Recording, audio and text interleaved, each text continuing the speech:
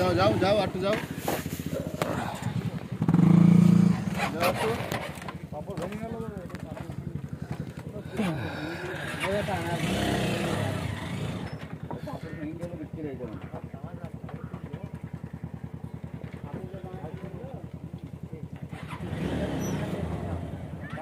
এটা কি জলঙ্গি? এটা জলঙ্গি? ভেঙে খাবে সেটা করবি না।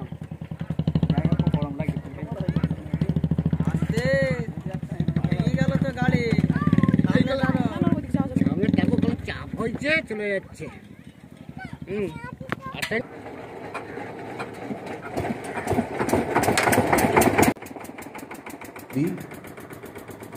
এটা নিয়ে আমরা অনেক ইতিহাসে বা অনেক কবিতা শুনেছি, অনেক কবিরা এই নদীকে নিয়ে অনেক কবিতাও লিখেছে, কিন্তু এই নদীটা আজকে আর সেই আগেকার নদীর মতো নেই।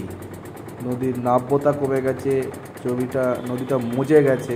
মানে নদীতে জোয়ার ভাটা না হওয়ার কারণে নদীর জলটা স্থির হয়ে গেছে, যার জন্যে নদীর জলটা দেখো পুরো সবুজ সবুজ দেখতে লাগছে। মানে নদীর জল যেহেতু একটা ঘোলাটে ভাব হয়, যেহেতু নদীতে জোয়ার ভাটা খেললে নদীর জলটা ঘোলা হয়, কিন্তু এই নদীটার জলটা ঘোলা না, নদীটার জলটা পুকুরের জলের মতো দেখো হালকা সবুজ সবুজ দেখতে লাগছে।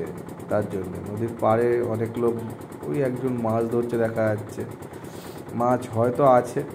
তো নদীতে জল না থাকার কারণে নদীর নিচে যে মাটিটা এবং শ্যাওলাটা সেটা পর্যন্ত দেখা যাচ্ছে, এবং নদীর জলে তো নিচে কোনোদিন শ্যাওলা হয় না, যেহেতু নদীর জলটা স্থির হয়ে গেছে, এক জায়গায় আটকে গেছে বলে নদীর নিচেও পাকে শ্যাওলা দেখা যাচ্ছে পুরোপুরি।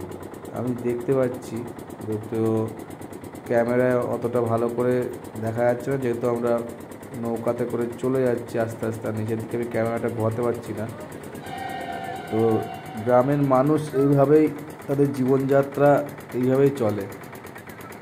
শহরের লোক আসলে কিছুক্ষণের জন্য এটাকে খুব মজা মনে হয়, যেহেতু নৌকা করে পার হচ্ছি প্রথমবার, কিন্তু অতটা মজার জিনিস না। এটা খুব কঠিন একটা যাতায়াত ব্যবস্থা। যদি মানুষ পড়ে যায় তাহলে পাকে পুঁতে যেতেও পারে, বাচ্চাদের অসুবিধা হতে পারে। তা ওইভাবেই সারা জীবন চলছে গ্রামের মানুষ। ধারে বা পাশে দেখতে পাচ্ছ একটা নতুন করে সাঁকো তৈরি হচ্ছে, যেটা আমরা ব্রিজ বলি, বাংলায় সাঁকো বলে। তো কাঠের সাঁকো তৈরি হচ্ছে, বাঁশ দিয়ে তৈরি করছে। তো আমরা আপাতত নদীর পাড়ে চলে এসেছি, দেখতে পাচ্ছ মাঝি যাচ্ছে নৌকাটা এবার ঘাটে লাগাবার জন্যে। তো সাঁকোটা তৈরি হয়ে গেলে এটা অনেকটা ভালো হয়ে যাবে যাতায়াত ব্যবস্থাটা। সেখানে প্রত্যেক দিন ওই নৌকা করে আর পার হতে লাগবে না, তো সবাই সাঁকো করে পার হবে। স্কুলে যারা ছেলেমেয়েরা যায় তারাও ভালোভাবে যেতে পারবে, নৌকার জন্য ঘাটে দাঁড়াতে হবে না অনেকক্ষণ ধরে। কারণ একটা নৌকা যতক্ষণ না তাদের লোকজন পুরোপুরি ভর্তি হচ্ছে ততক্ষণ তারা ছাড়ে না, কারণ তেলের একটা দাম আছে। তো ওই যে পাড়ে দেখো লোকজন এসে দাঁড়িয়ে আছে, এই নৌকা করে আবার ওই পারে যাবে। তো সাঁকো তৈরি হয়ে গেলে এই অসুবিধাটা থাকবে না। তো সাঁকো কাঠ বাঁশ দিয়ে তৈরি করছে, ভাড়াও হয়তো সেই থাকবে, হয়তো হেঁটে আসলে 5 টাকা বা 2 টাকা 3 টাকা নেবে, আর বাইক টোটো এগুলো পারাপার হলে হয়তো 10 টাকা করেই থাকবে। তো আমরা ঘাটের দিকে এগোচ্ছি। অফিসের কাজের জন্য অনেক সময় আমাদের এরকম জায়গায় আসতে হয়, তো তার কারণে আজকে আমার আসা এখানে সৌভাগ্য। জলঙ্গি পার হচ্ছি। তো জলঙ্গির অবস্থা দেখে মোটেও আর ভালো লাগলো না।